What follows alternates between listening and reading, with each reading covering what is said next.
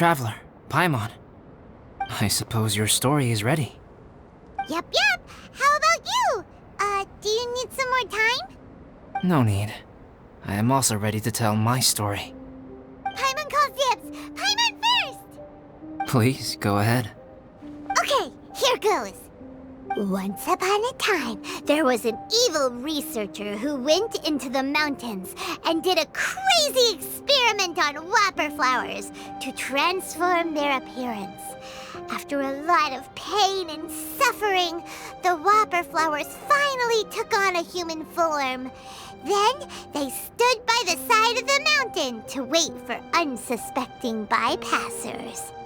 To whoever spoke to them, they would ask some questions such as, "Who am I? Who are you?" If the bypasser got the wrong answer, the last sound they'd make would be a yelp before the whopper flower ate them alive in one bite. Ooh, truly frightening. What the? You two aren't scared at all! Don't go nitpicking, okay? If you didn't like the story, go write your own!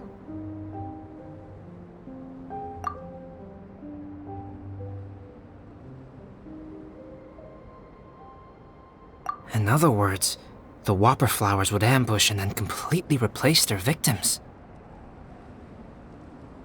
And then what? Go back to where the person lives? Enter their home? Eat their whole family? Paimon made up this story, but now Paimon's the one who's scared by it. It's a good story. Oh, may I write it down? I may bring it up in future conversations. What for? Just to scare people with? Yes. You've got a real mean streak, Albedo. Mine is a little longer than yours. It starts with an alchemist. A great alchemist once created Subject 1. Subject 1 was her proudest achievement, and successfully blended into human society. No one ever would have thought that this friend of theirs was in fact a synthetic human. However, unbeknownst to Subject 1, the alchemist had tried the same experiment many times before he had come into being. Some of the rejects from failed experiments had been discarded, but had not died. Subject 2 was one such failed experiment. He was swallowed by a great dragon that came to rest upon a snow-swept mountain. Many years later, he was resurrected by the dragon's mysterious power. He saw all kinds of people on the mountain, including Subject 1, who had somehow miraculously blended in among them. Never in Subject 2's wildest imagination had he thought it possible for experimental life forms such as they to deceive everyone so successfully. He saw the way humans accepted Subject 1 as a friend, witnessed their affection as they addressed him by name. This was what Subject 2 wanted. Now, all that Subject 2 desired was to replace Subject 1 and take the joy of his existence for himself. This is giving Paimon the chills. So scary. Subject 2 began to unfold his plan. He stole Subject 1's books and notes and studied all that Subject 1 had learned from the alchemist. Subject 2 was highly intelligent, and he learned quickly. He changed his face into an exact replica of Subject 1's face. Then, he found a plant with mimicry capabilities and transformed it using dragon blood and alchemy. And so, not only did Subject 2 transform his own appearance to perfectly match that of Subject 1, he also created a third entity, Subject 3. What? There's 3 of them now? But Subject 2 wanted to become a perfected human. So, he erased a mark on both his and Subject 3's necks. For these marks were symbols of imperfection. In my view, it was probably a subconscious act, an instinct. He so desperately craved to become a perfect human being that he forgot something. Human beings are defined by their flaws. Subject 2's plan was meticulously crafted. Subject 3 would draw Subject 1's attention.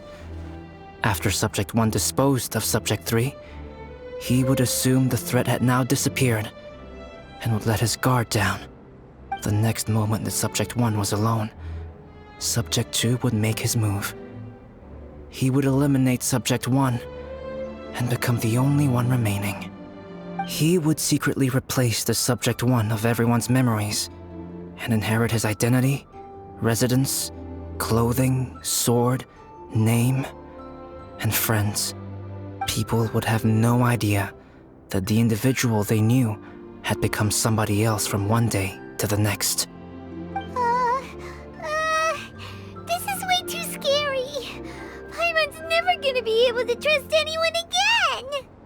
But just before Subject 2 could carry out his plan, a unique stranger entered the mix. Subject 2 tried to make contact with this person, but found that they could somehow sense he was different from Subject 1.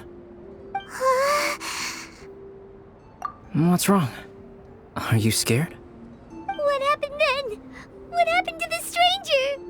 He became a new stage in Subject 2's plan. One more person that Subject 2 had to dispose of. It's as if there were 3 identical roses in a garden. Only one of the 3 was a fine specimen, while the other 2 were defective specimens that bore poisonous thorns. In all the world, only the gardener who tended to them could tell which was the good specimen. People do not like poisonous plants. Only a perfect rose can fetch a high price. If the inferior specimens wanted to conceal the fact of their worthlessness, they would have to take the gardener out of the picture, using their poisonous thorns. This is exactly what Subject 2 was thinking. So, he hid in the shadows and waited patiently. Maybe soon, he would get his chance to become truly human.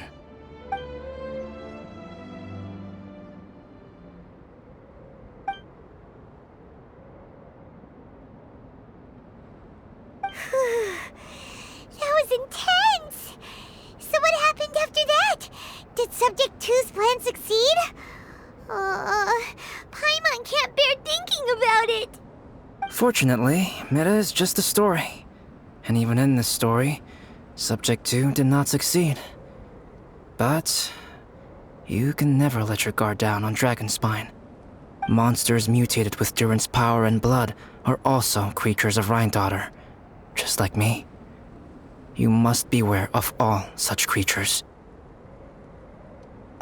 I'm glad to hear that. It's okay.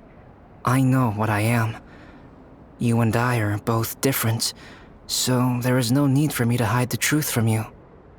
The only thing is that sometimes, when I think about how mighty the power of alchemy is, I feel so small. As beings who set foot in this world, how arrogant are we in desiring to control our destiny and in desiring to create? Is creation an arrogant act, traveler? If not, why do we call the ones that created us and control us gods? If it is, then what qualifies us to call ourselves creators? How far must we take our reverence and respect, and what purpose does it serve? Nothing special, but whenever I think about it, I feel a twinge of grief. Poor Albedo. Hello? Traveler, are you here? Hey, is that Amber? Thought we might find you here. We're here to deliver a message from Cyrus. There's gonna be a big event down at the base camp, and they want you there too, Traveler. Winter camp is nearing its end. Apparently, even provisional instructors are required to attend. Looks like we need to go, Albedo. Bye for now. Then I won't keep you. I have some things to attend to here, so forgive me for not seeing you down. Don't worry about it. There have been no issues getting up and down the mountain recently. Is everyone ready? Let's not keep them waiting.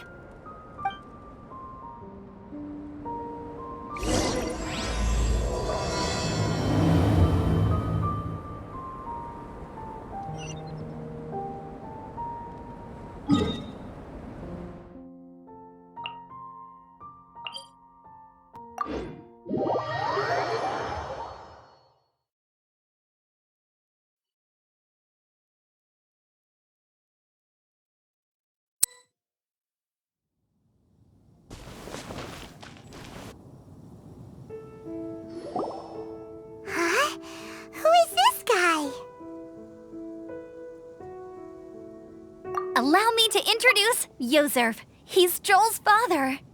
Dad, this is that traveler I was telling you about. The traveler's helped me out loads in the past, and this time we even built a snowman together. Joel has told me everything about you. I can't thank you enough. Wow, this is amazing! Wait a second. Why is Cyrus discreetly wiping tears away? And what is Pallid doing here? Pallid is the hero of the hour this time. Go on, Pallid. Tell us what happened in your own words. Okay. The weather was fine on that fateful day, and I had a feeling that Lady Luck was smiling down on me. So I trusted my gut and set off to explore somewhere new, somewhere dangerous. Because where there is great danger, there is also great treasure. Why does this sound so hard to believe? But I had only been away from the group for a short while when I fell down a slope and just started rolling. Uh-oh. Did my bad luck rub off on him when we ran into each other on the mountain? The place I fell to was somewhere I didn't recognize, and I'd sustained a few injuries. I remember thinking to myself, this is the worst luck I've ever had in my whole life. Then I met Yozerv. He'd heard the sound of me falling and came out to see what was going on. Huh? Wow, so it was completely by chance then. I thought he must have been someone from the Adventurers Guild here for the event, but after a few words of conversation, it was clear that he was having memory problems. He didn't even know his own name. The temperature was freezing, and there was no time to deal with all that there and then, so I convinced him to come back to the camp with me and figure everything else out after we got there. We got back to the camp, ran into Joel, and the moment he saw him, he froze for a second with this completely stunned expression on his face, and then he started crying out, "Dad! Dad!" That's when Yozerv suddenly started to remember. My memory has still not fully recovered, but Joel and his mother, they are the only ones that I will not, no, that I cannot forget. Daddy. Daddy's right here, Joel. Daddy's right here. Yozerv, don't you remember anything else at all? The poor princess, feeding the foxes? I'm sorry. I have no recollection. Maybe it's because of the head trauma. I'm not sure. I woke up and found myself covered in blood. My things were gone, and there was nothing to indicate who I was or how I got there. I crawled into a cave and settled in for a slow recovery. After my legs and feet were a little better, my hunting skills were what kept me alive. Dad, I was so worried about you. I'm all right now, Joel. Oh, don't cry. Daddy's not going anywhere. I'm here to stay. Oh, this is good. This is good. You know what, though? I definitely think my luck got worse after running into Benin on that mountain. I knew it. I just... No. I just meant if it weren't for you, there's no way I ever would have run into Yozerv on a mountain this huge. Besides, we got back safely, didn't we? So don't blame yourself. Maybe sometimes miracles can only happen when you get just unlucky enough. Pallid. When did you become such a smooth talker, huh? Huh? Am I? I was just telling the truth. Oh, yeah. I want to say thank you to the Traveler, Uncle Cyrus, Auntie Eula, and Auntie Amber. Thanks, everyone. You all helped look after me, and I will always remember it. But I guess I can't take the snowman with me, or it'll melt once it leaves Dragonspine. It's such a shame. Oh, I can help with that. One moment. Huh? Eula? Here, take this. It's powdered rime. Just add it to your snowman, and it will never melt. Wow! Really? Oh, this is awesome! You're the best, Auntie Eula! Dad, I have an unmeltable snowman now! How cool is that? How can I ever repay you all? thank you all. Thank you from the bottom of my heart. Dad, I want to go move the snowman. Can we do it now, please? Okay, I'll be leaving with Joel now. I'm sure I'll see you all another day. Very well, very well. It's time for Pallet and I to have another discussion concerning his breaches of adventurer discipline. Huh? But Cyrus, I think I kind of made up for my mistakes this time, you know? See you guys! Oh, I made this for you and Amber. Think of it as a winter souvenir. Aw, are you sure? This must be really important to you. Come on now, just take it. No need to make such a fuss. Wow! Now our snowman won't melt either! Great! You're welcome. Just keep it, that's all I ask. Amber and I have some business to attend to now. See you later. See you! Everyone's gone. Seems like they've all got their own stuff to do now. Oh! You know what? We've been on Dragonspine all this time, and somehow Paimon still forgot to ask Albedo about how to make a fruit juicifier machine that could keep the juice fresh. Maybe we should try Timaeus again. He does seem pretty eager to please after all.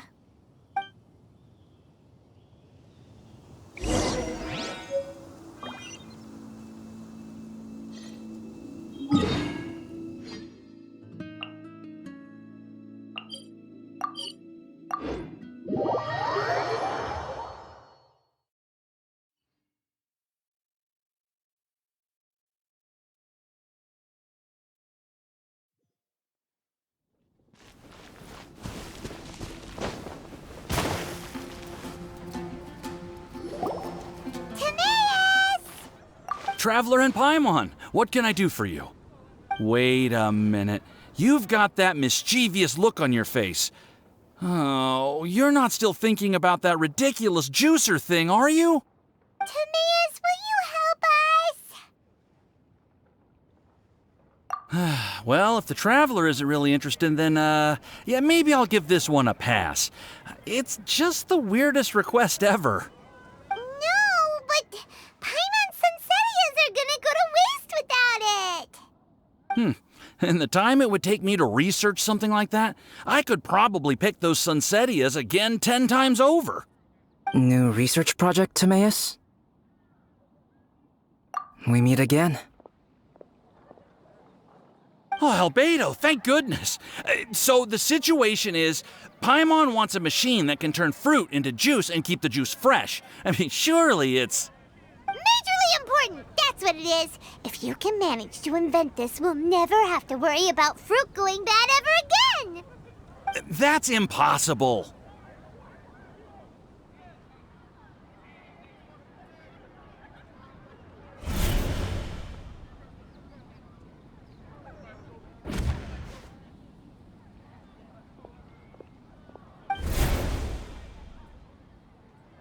Turning fruit into juice is not hard, but keeping it fresh is more difficult. But if you simply want to keep the fruit from rotting, there are many ways to achieve this. Right, Traveler?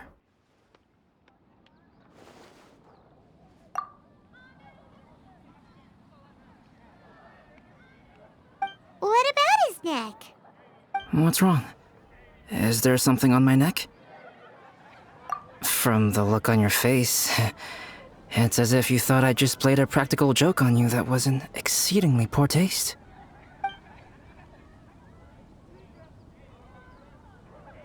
Albedo, you were saying, how do you stop fruit from going bad? Well, one way would be to bury your fruit on Dragonspine, where the snow never melts all year round. But then Paimon won't be able to eat them! You could always live on Dragonspine.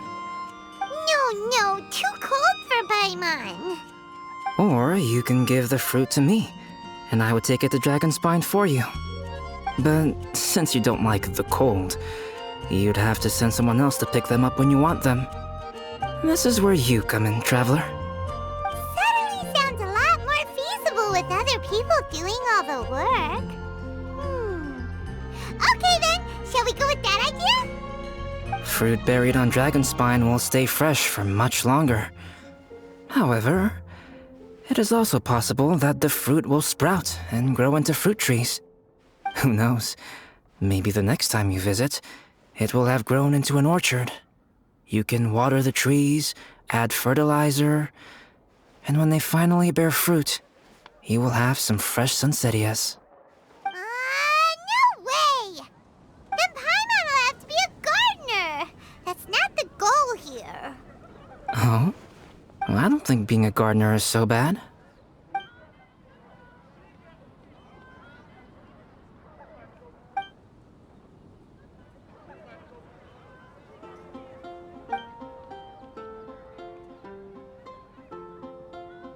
Albedo! Stop trying to get your hands on Paimon's super sweet Sunsettias!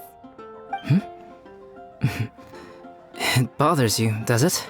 Of course it bothers Paimon! They are the rarest, super duper sweetest Sunsettias ever! And they're not for you! Okay, but they're just Sunsettias. I think you're only so attached to them because you don't have much fruit of this quality in your possession. When someone's pockets are full and their spirit is fulfilled, they don't easily fall prey to this kind of yearning. Really?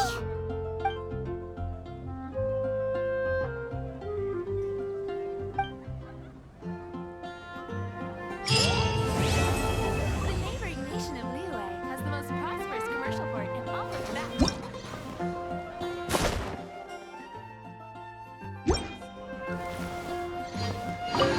Dragonspine is too cold for ordinary fruit trees to survive. But if, one day, Dragonspine did become home to gardens and orchards, there would be more reasons for people to visit. Perhaps a little life is the key to attracting people. Life may exist in all kinds of unfathomable forms, and in all manner of unthinkable environments. Mysterious, yet tenacious.